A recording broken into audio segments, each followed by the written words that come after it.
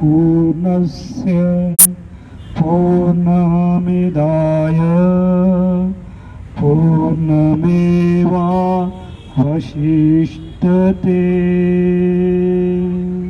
मौन।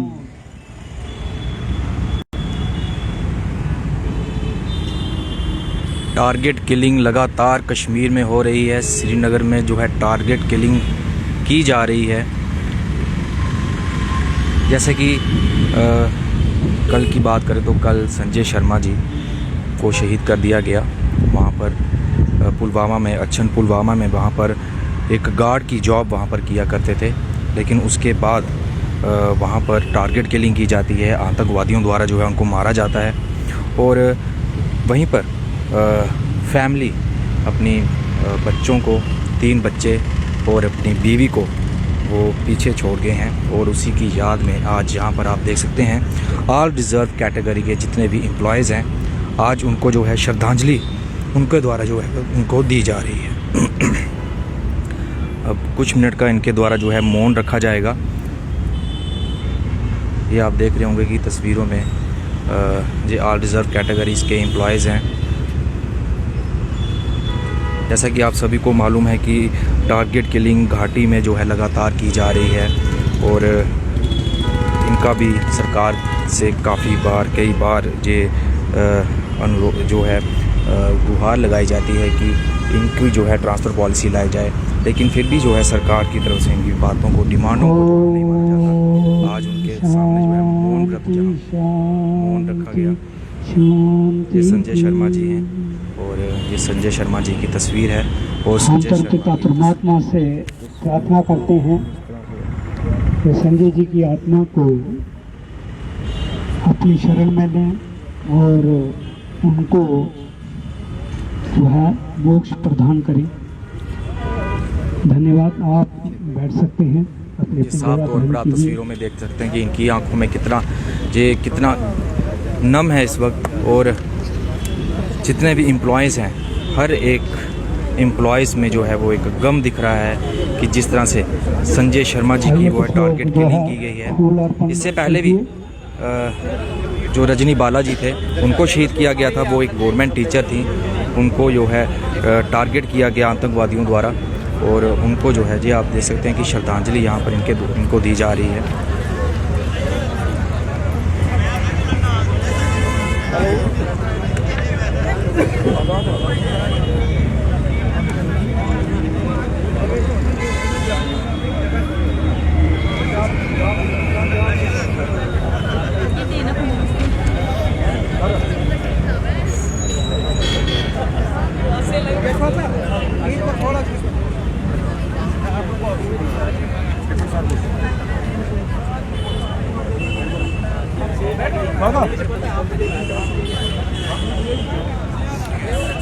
मैम से बात करेंगे। मैम, जिस तरह से कल एक बार फिर से टारगेट किलिंग की गई, वहीं पर आपके द्वारा भी गुहार लगाई जाती है कि ट्रांसफ़र जल्द से जल्दी लागू की जाए, लेकिन सरकार अभी बात नहीं मान रही है। लेकिन एक बार फिर से टारगेट किलिंग कल हुई है। संजय शर्मा जी जो कि बैंक में एक गार्ड की जो जॉब किया करते थे, अपने पीछे 3 बच्चों को छोड़ गए हैं और बीवी जो है उनको छोड़ गए हैं। और देखा जा रहा है कि आपकी आंखें भी नम हो चुकी हैं।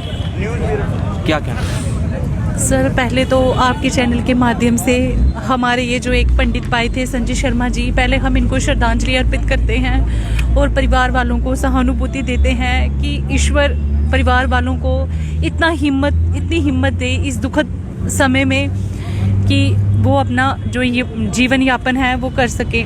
सर देखिए, छोटी सी बच्ची है, इसका ये हमने ये आज एक निकाला है, इसका ये प्रिंट। इतना छोटी सी बेटी है और इसने इतनी छोटी उम्र में अपने बाप को गवा दिया। कितने ये अभी खुद भी ये कितने यंग थे। तो यही कहेंगे कि अभी हमारे जो पिछले जख्म थे ये भी हरे नहीं हुए और जो जख्म है हमें दिए जाते हैं।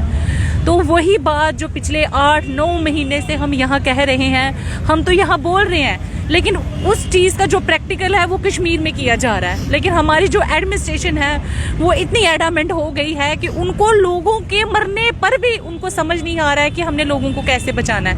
इतने लोगों ने वहाँ पर अपनी जान गंवाई, इतने लोगों ने जान गंवाई, लेकिन एडमिनिस्ट्रेशन को समझ नहीं आ रहा है। तो क्यों वो वक्त रहते कोई फैसला नहीं ले रहे हैं? क्यों वो लोगों की ज़िंदगी बचाने के लिए कोई डिसीज़न नहीं ले रहे हैं? हमने धरना दिया था जब राहुल भट्ट जी और रजनी बालाजी को मार दिया गया, उसके बाद हम प्रोटेस्ट पे बैठे थे। मैं कहती हूँ उस दिन से लेकर आज तक, मैं ज़्यादा लंबे समय की बात नहीं करूँगी, मैं पिछले 12 दिनों की बात करती हूँ। जो पिछले 12 दिन जो निकले हैं उनमें ही इतने ज़्यादा इंसिडेंट वहाँ कश्मीर के अंदर हुए हैं। वहाँ पर कितने लोगों पे अटैक हुआ है। वो तो चलो उनकी किस्मत अच्छी थी कि वो लोग बच गए, लेकिन इनकी देखिए, इनकी आई हुई थी बेचारों की कि इनको ऊपर वाले ने नहीं बचाया इनको। सर देखिए, किसी को जिंदा नहीं किया जा सकता है, लेकिन ये जो जिंदा लोग कुछ कह रहे हैं इनको तो बचाया जा सकता है। मरने वाले को तो कोई जिंदा नहीं कर सकता। हम अपनी बहन का सोचते हैं, उस बहन को अभी तक जो प्रशासन है उसने इंसाफ नहीं दिया। उस बहन के हस्बैंड जो है बार बार मीडिया में आते हैं, उसकी बेटी बार बार मीडिया में आके कहती है कि मेरी माँ को शहीदी का दर्जा दिया जाए। अभी तक बहन की सैलरी जो है वो रिलीज नहीं हुई।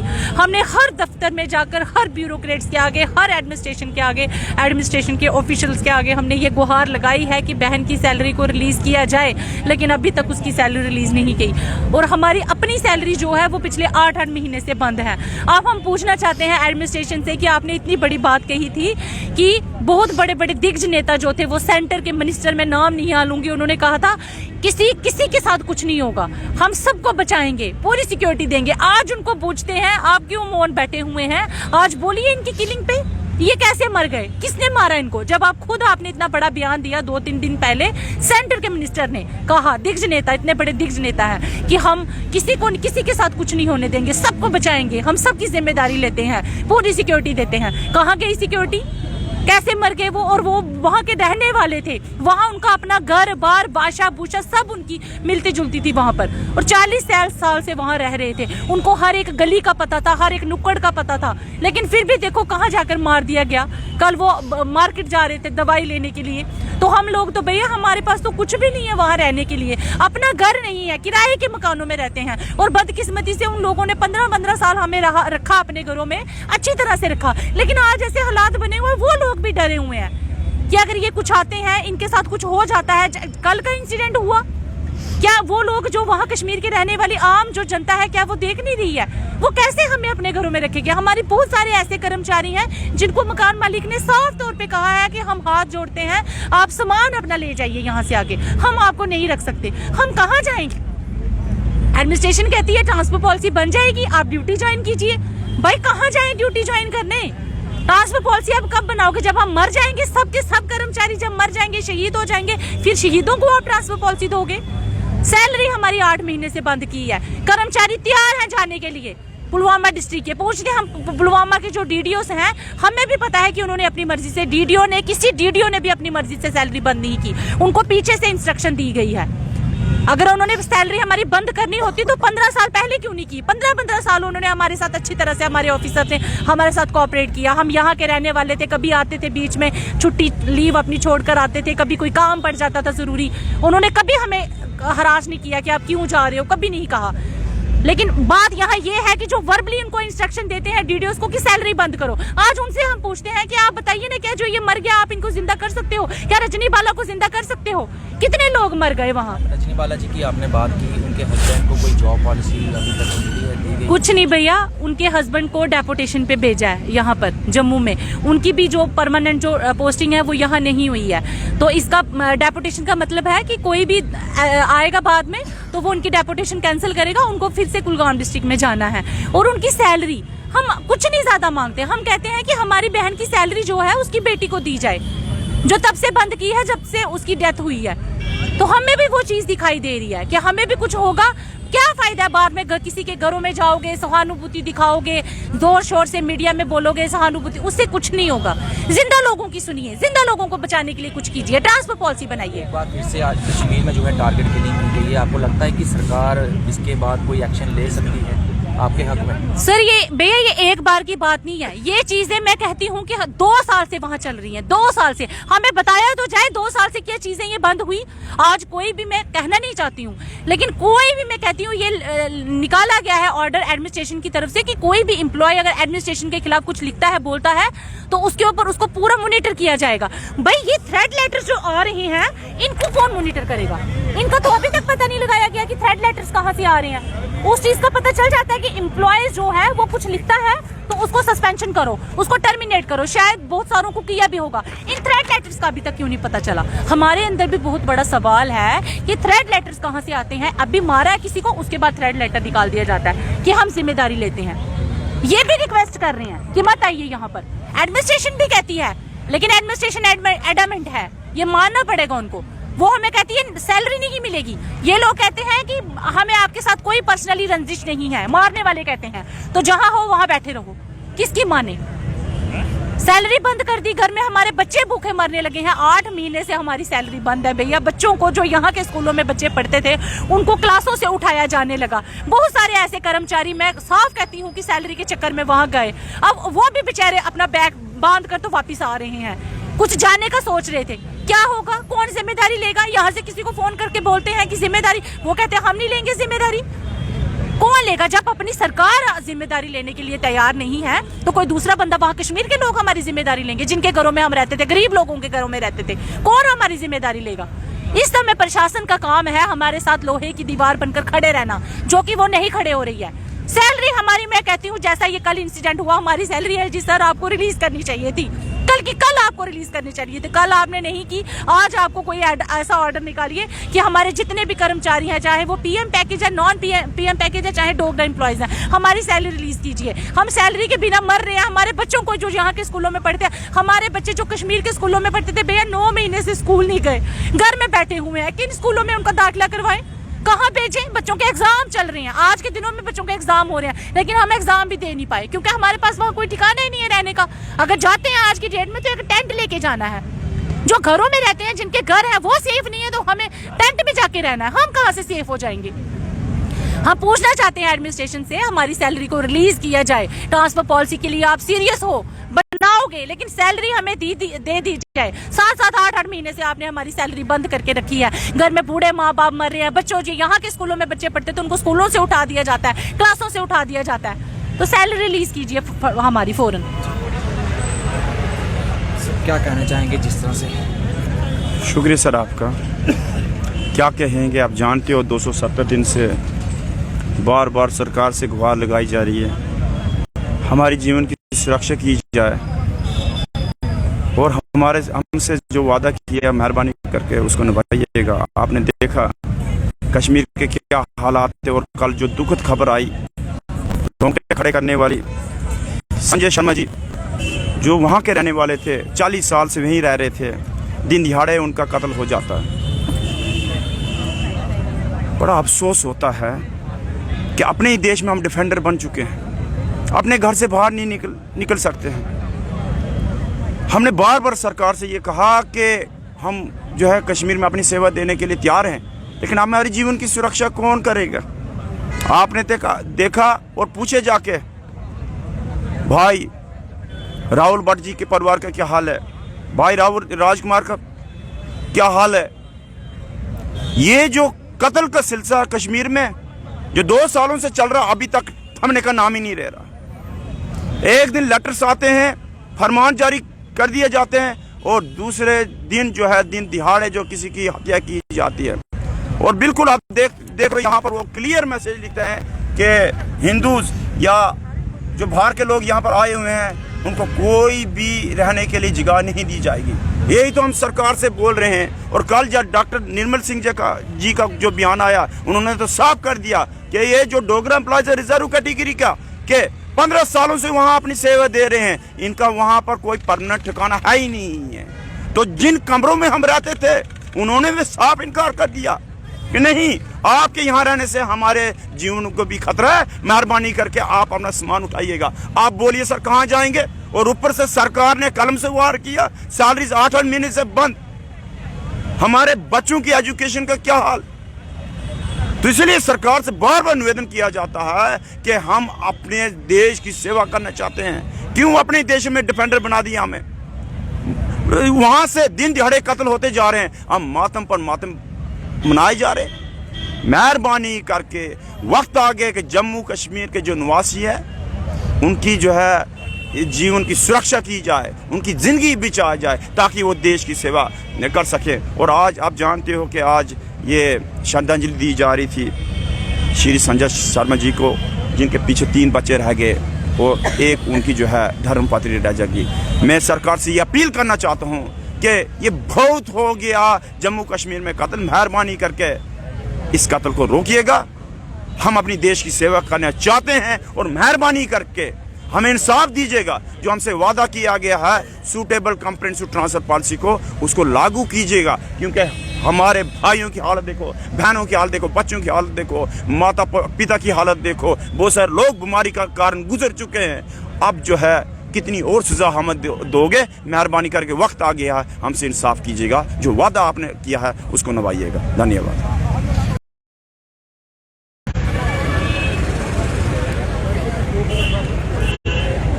तो दर्शकों, अभी आपने इनकी आवाज़ सुनी।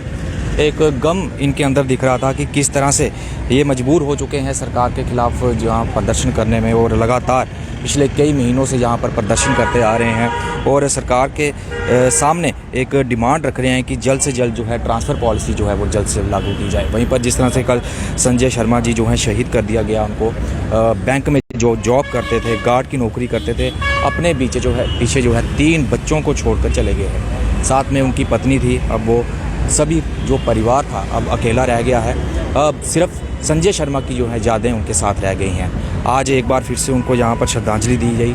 रजनी बालाजी आपको याद होंगी, गवर्नमेंट टीचर थी, उनकी जो है टारगेट किलिंग की गई। उससे पहले भी कई तरह के इस तरह से एम्प्लॉयज़ थे जिनकी टारगेट किलिंग की गई। लेकिन सरकार की तरफ से हर बार इनको आश्वासन ये दिया जाता है कि हम मीटिंग्स बिठाएंगे, आपकी बातचीत जो है वो सुनेंगे, लेकिन सरकार की तरफ से कोई भी ऐसा एक्शन इनके हक़ में नहीं लाया जा रहा। इनकी आंखें आज नम थीं। हमने जो यहाँ पर महिलाएं थीं उनसे भी बात की तो इनकी आंखें आज नम दिख रही थी। तो ये आप जिस तरह से देख रहे हैं कि आज सभी की आंखें नम हैं, सभी जो है अब उनकी याद में आज श्रद्धांजलि जो है कार्यक्रम रखा गया। सर क्या कहें, संजय शर्मा जी जिस तरह से शहीद कर दिया गया, टारगेट किलिंग लगातार बढ़ती जा रही है, क्या कहना है? देखिए, सबसे पहले तो मैं श्रद्धांजलि दूंगा जो कल निर्मम हत्या हुई है। तमाम कर्मचारियों की संवेदनाएं जो हैं उस परिवार के साथ है जिनके घर में ये इतनी बड़ी त्रासदी में कहूँगा इसको हुआ है।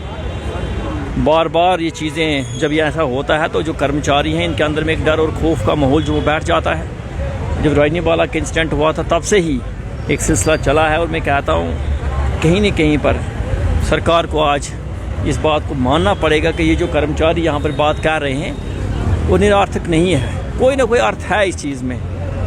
हमारी मांग तो ट्रांसफ़र पॉलिसी के लिए और इसलिए धरना दिया जा रहा है, लेकिन आज के समय में हैरानगी की बात यह है कि जिन कर्मचारियों की सैलरीज पिछले 8 महीने से बंद है, अगर सैलरी के दबाव में आकर कोई कर्मचारी इस वक्त ड्यूटी वहाँ रिज्यूम करता है तो हैरानगी की बात ये हो जाती है कि ये लोग जो है इनके पास वहाँ पर रहने को कोई अकोमोडेशन तो है नहीं। आपको पता ही है ये तमाम लोग हैं जम्मू बेस्ड एम्प्लॉइज या रेंटेड अकोमोडेशन में रहते थे, और जिन घरों में रहते थे उन लोगों ने पहले ही कह दिया है साफ तौर पर कि आप इस वक्त हमारे यहाँ मत आइए, आपको यहाँ पर हम रखने को तैयार हैं नहीं।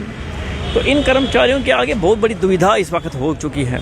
अकोमोडेशन है नहीं, सैलरी बंद कर दी गई है। दूसरी तरफ से जो ये हत्याओं का सिलसिला चल रहा है और कल जो ख़ास तौर पे निर्मम हत्या पुलवामा में हुई है उसके बाद इन कर्मचारियों में जो भय और डर पिछले जून जुलाई में था वही आज की स्थिति इनके लिए है। मैं चाहता हूँ कम से कम प्रशासन को संवेदना के साथ इस मसले को देखना चाहिए और आगे आकर इन कर्मचारियों के जो भी जेन्युइन इशूज़ हैं, चाहे वो ट्रांसफ़र पॉलिसी हो, चाहे सैलरी रिलीज़ का मसला है, चाहे अकोमोडेशन की बात है, प्रशासन को कुछ न कुछ करना पड़ेगा जिससे कि इन कर्मचारियों में विश्वास भी पैदा हो, इनका मनोबल भी बढ़े। हम तो ये कहते हैं हम प्रशासन की हर नीति के साथ हैं। सरकारी कर्मचारी हैं तो प्रशासन की नीति के साथ चलना पड़ता है, हम प्रशासन का हिस्सा है। लेकिन मैं चाहता हूं कि प्रशासन इस घड़ी में इन कर्मचारियों के साथ खड़ा रहे। अब प्रशासन को देखना है कि किस तरीके से इन कर्मचारियों को मनोबल बढ़ाया जाता है।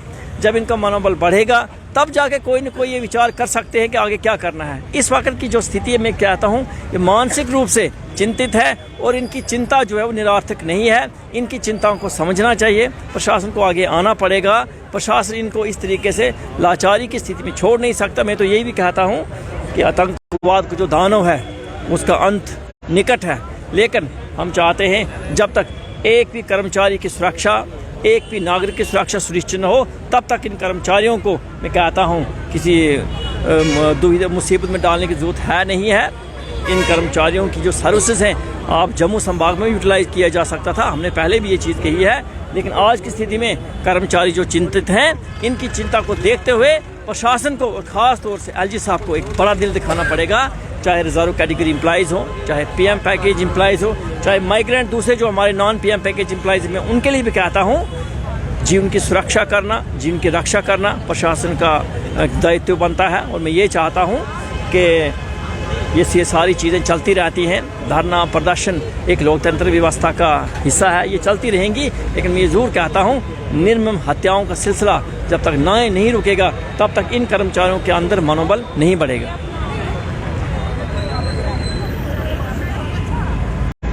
तो मेरा भी सरकार की तरफ से, सरकार से, एलजी साहब से, एडमिनिस्ट्रेशन से यही एक रिक्वेस्ट है कि जल्द से जल्द इनकी जो ट्रांसफ़र पॉलिसी है जल्द से जल्द लागू करें और जितनी भी सैलरी इनके पिछले 8 महीनों से रुकी हुई है वो रिलीज़ करें, ताकि जिस तरह से घर का इनका कहना था कि ट्यूशन फ़ीस, स्कूल की फ़ीस नहीं दी जा रही है, बच्चे घर में बैठे हुए हैं, एग्ज़ाम्स भी सिर पर हैं और ये सारी चीज़ें इन्होंने आज कही। तो इसी तरह से अब जिस तरह से प्रशासन लगातार जो है मीटिंग बिठाया जा रहा है और एक बार फिर से जिस तरह से कल संजय शर्मा जी की निर्मम जो है हत्या कर दी गई, उनको शहीद कर दिया गया, तो ये काफ़ी चिंताजनक विषय है। तो इस तरह से बन रहे हैं मेरे साथ, तो देखते रहें न्यूज़।